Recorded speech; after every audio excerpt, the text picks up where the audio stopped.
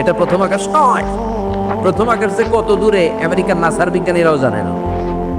খালি চোখে আমরা যা দেখি এটা প্রথম আকাশের মহাশূন্য।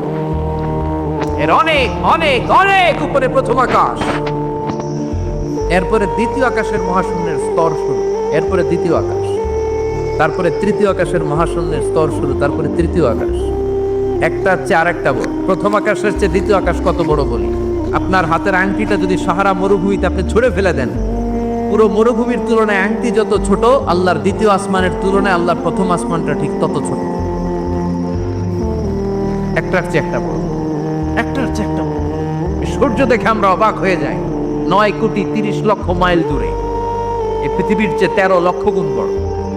এটার সানশাইন, আলো আসতে পৃথিবীতে 8 মিনিট 18 সেকেন্ড লেগে যায়। আমরা মনে করছি সূর্যই বড়।